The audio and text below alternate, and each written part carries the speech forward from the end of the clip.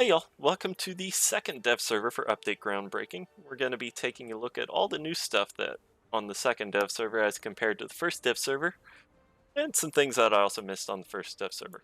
Starting off here with the F4E, which has a new modification for the AGM62 walleye. This was something I missed that was on the first dev server. It comes after the Mark 84s, as this is a guided bomb. Walleyes are really cool. If you've got time, I'll link to a hour and 50-minute documentary that goes into great detail on the walleye, and it's well worth a watch if you've got the time. Otherwise, these things have some crazy range. I was messing around with it in the test flight, and I got a 20-mile hit on the tank from 30,000 feet dropping at Mach 1, and this thing made it there with plenty of energy to spare, so holy cow do these things have range. I mean, that 20-mile shot probably wouldn't have been effective in the ground RB game, as it took the bomb a long time to get there, but you can definitely stay outside of the range of spas with this, knock things out like the Tunguska and the uh, Larak Red, the flak truck, the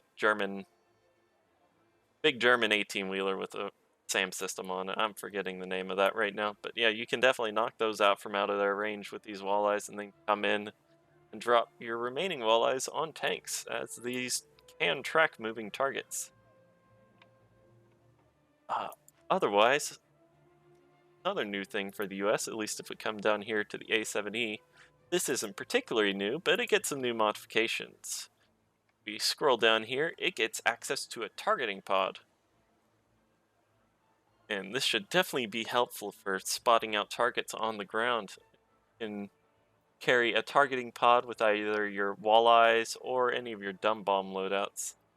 No rocket loadouts I can see that you can bring the targeting pod on, but should definitely help you for spotting targets and then coming in and making your bombing runs. Otherwise, the US didn't get anything new for ground or in the naval side, at least on this second dev server, so coming over here to Germany. Germany got some cool stuff for their Air Force. Nothing for the ground or Army that's new on the second dev server. You still have the Weasels in the Army section, but if we come over here to Aviation, Germany got access to a MiG-21 BIS, specifically the MiG-21 BIS SAU. Got a cool camouflage, but this is basically going to be a copy-paste from the Russian MiG-21. Get all the same secondary loadouts, so R60, R3Rs, R3Ss, and R13 M1s. Should definitely be fun to use, though. Finally, Germany's getting a newer MiG. But coming back over here to the MiG-21 SPK, or SPSK, I swear this thing has a new skin. It didn't have this skin on the first dev server, at least if I'm remembering correctly. But man, is this skin awesome. I mean, this plane was on the first dev server, but it did get some new modifications. One of the things I was complaining about is you couldn't carry the R3R and the R3S at the same time. Now you can, so you can have a mix of IR and radar-guided missiles, but you also got access to some better IR missiles, those being the R13Ms and the R60s. So you get 20G and then a 30G missile. You only get 2 of them as compared to the R3s, which you can carry 4 of. You also got a flare pod that you can change between with your gun pod. So if you'd rather have I think it did have the flare pod. I think it did have the flare pod. I'm just missed that. One thing it doesn't have as compared to the Russian PFM is it doesn't get access to AH-66 guided air-to-ground missile. Not sure if it could carry that, but this being a slightly upgraded PFM, I would think it could carry it, but it's not something I definitively know of. Otherwise, yeah, this skin just looks cool. I'll definitely be picking this up. Most likely. Oh, and one more thing. It had its BR raised from 9.7 to 10.0 in this dev server. Or as compared to the first dev server. So, I think that covers everything for Germany. Let's move on to Russia. Oh boy, did Russia get something cool with their Air Force. If we come down here, I'll drop this research menu because I already have it in my lineup. This is the MiG-23 MLD. This is the third generation and one of the last version of the MiG-23. They're 1980s upgrades to the MiG-23M. So after the MiG-23M, there was the MiG-23ML, and that did a lot to lighten up the airframe, took away a lot of the weight, made it more maneuverable, and then the MLD just takes that to the extreme by making further refinements to the airframe, like these dog teeth, or not dog teeth, these leading edge cutouts here were to create vortexes to help increase the stall characteristics and increase its AOA. There's also, if I can zoom in on it, these fins that were placed on the pitot tube to also create further vortexes, full model wise. So they also, on the ML, they lowered they shrunk the tail. I think it was the bottom tail they shrunk some. Also, as compared to the MiG-23, it sits a little differently on when it's landed. The MiG-23M, it's got a more nose up, where on the MLD it sits flatter. You also get access to more flares on the MLD as compared to the M. You get those top-mounted flare pods that you see on the MiG-27Ms. Weaponry-wise, it gets access to new R-24s. It gets access to the R-24R and the R-24T. These are upgraded R-23s. I think this is just a typo on the R-23R, but it should have the same launch range as the R-23 here, so it should have around a 31-mile max theoretical max range on the R-23R. This is double of the R-23, so you're getting a huge increase of range, on top of the fact that these can pull 24 Gs as compared to 15 Gs of the base R-23s. You still have to, or at least on the R-23R, you still have that 1 second delay before the missile starts tracking, but you do get an increased maneuverability of the missile. So this should help it deal with the F4EJ, or the AIM-7E2s on the F4EJ Kais and the Sky Flashes on things like the Biggin and the FGRs and the Brit Phantoms. Over here on the R-24T, though, it gets an increased all-aspect lock range, going from the 1.43 mile all-aspect lock range on the R-23T. Now gets a 1.86 mile all-aspect lock range. So it effectively increases your lock range by about 0.43 miles, and with planes and afterburner, you probably get all aspect locks at 2+ miles. So definitely got an increase there. Combine that with the 24G maximum overload, and you have a reason to take these over just if you are running the straight R60M loadout.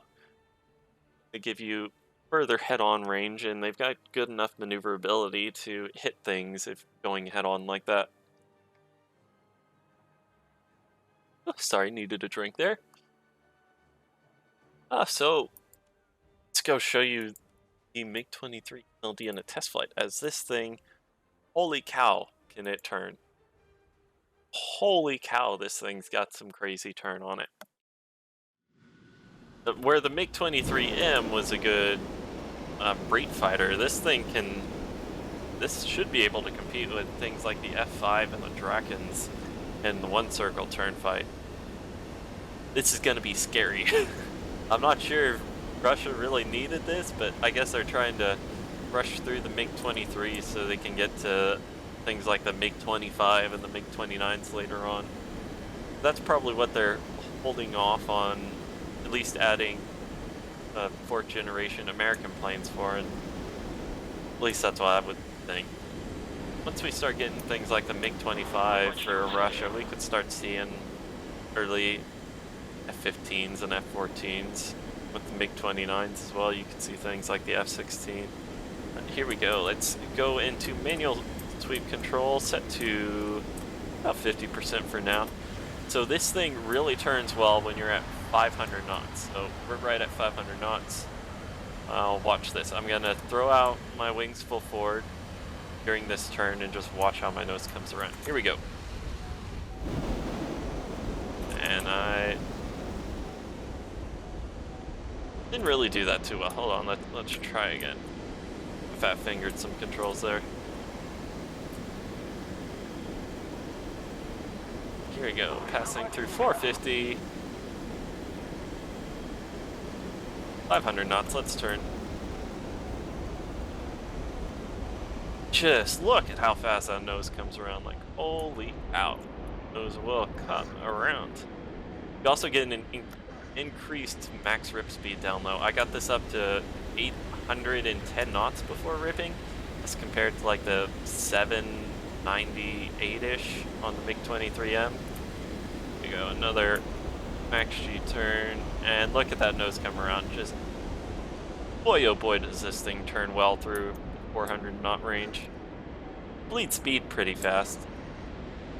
It doesn't hold its energy as well as the MiG-23M is what I've seen, but you're also missing about 3,000 kilograms of force in afterburner, or thrust-wise at least, from what I found doing some Google searching in the book that I used for my research on my MiG-23M video. This should have like a 13,000 kilogram of force afterburner engine, whereas right now in game it's showing as just 10,000 kilograms of force in afterburner. So, we're showing the turning performance out of the way. Let's come over here, see if we can get a lock on this guy, and I will show you some of the turning capabilities of the R-24. So we'll, if you select your missile rampage, boom, made a nice hard turn there. As you saw, it did take a second or two before the missile started tracking, so these aren't going to be like Sky Flashes and AIM-7E2s where they track right off the rail, at least if you're using the R-24 variant. The R-23T, the T's track right off the rail. And we'll go for a rear aspect shot here. I will definitely be covering this vehicle once it comes out onto the live server and I get some gameplay with it. I'll do another review video similar to my MiG-23M1. Oh, similar to all the other ones I've been doing. I really enjoy making those, they're fun to make. People seem to enjoy them. So, here we go, R-24 shot from the rear. Go catch that F-86. And boom.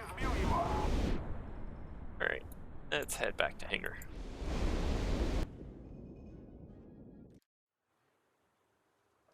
Otherwise, not Germany, Russia doesn't get any new toys for the Army or the Navy that wasn't covered in the first Dev server.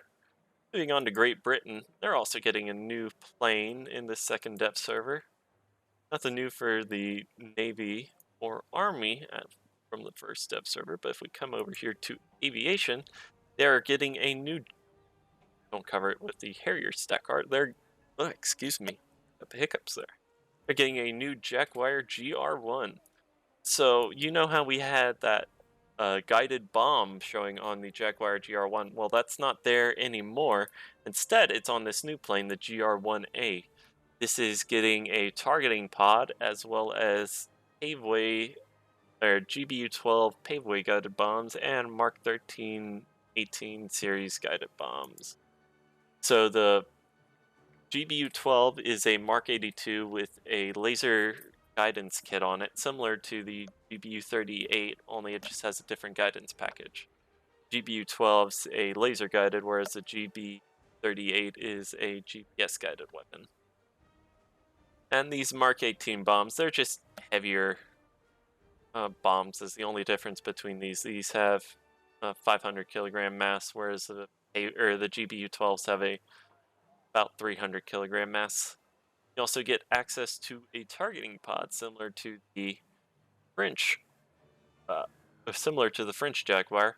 And I can't really show it here, but you do get overwing pylons for the AIM-9Gs. Yeah, it doesn't really show it. But around I know other people have videos up and pictures of it if on Reddit if you want to go actually find what it looks like. But the AIM-9s are mounted over wing to free up these underwing pylons for more air-to-ground ordnance, which is always nice when you're trying to bomb things. Uh, so that's it for Great Britain. Japan, they still have the GB38s on the F4EJ Kai, but I was reading in the second dev blog or dev server change list that they were going to be removing the GBU38s, which I don't know. I wasn't expecting the GBU38s to really be useful anyway. I think it'd still be better just to CCIP with either Zuni rockets or the 750-pound bombs, because it'd be too hard trying to set a target from out of SAM range to drop a 500-pound bomb on. Need to get a direct hit on them, and the active target or the speed or active target point just isn't accurate enough when you're that far away. Heck, I was having trouble getting direct hits from 5 miles on a static spa in the test flight. So moving on to China, they don't have anything else new other than the V12D and the ZL11, as they call it, the ZLT11. Italy, uh, they've still got the new Dardo prototype as a rank 7. Don't think they got anything new for aviation or the fleet. Well, the fleet did get the Tigray, but like I said in my first naval dev blog, that's a pointless vehicle. Don't even bother with it. Moving on to France, they've got the EBR in the ground lineup, and then the new weapons for the Jaguar GR1. I was messing around with them in this dev server, and the bombs were being a little bit buggy. Apparently, the ones on the British Jaguar were the same. I was talking to Alien, and he was having trouble getting the uh, laser guided bombs on the British Jaguar to track. So hopefully that's fixed by the live server. And Sweden will be wrapping us out. They've still just got the new ground attack Viggen and the new STRF 9040. Did the Viggen get any new new modifications or secondary weapon reloadouts? No, just the same. Either you get 2 guided rockets, flare pods, rocket pods, light bombs, and gun pods, as well as missiles. But one thing I didn't mention is that this will be a strike fighter. Is that what it's labeled as? Yeah, this is labeled as a strike fighter, so it will get an air spawn in AirRB at 10.7. I mean, it won't be as scary as normal or as the air superiority Viggen, since it only gets 2 heat-seeking missiles and has to carry underwing gun pods if it actually wants to bring guns. So we'll have to see how effective that is in AirRB. Otherwise, I think that pretty much wraps up everything on this second dev server. Hope you all enjoy, and I will see y'all around. Have a good day, everyone. Bye.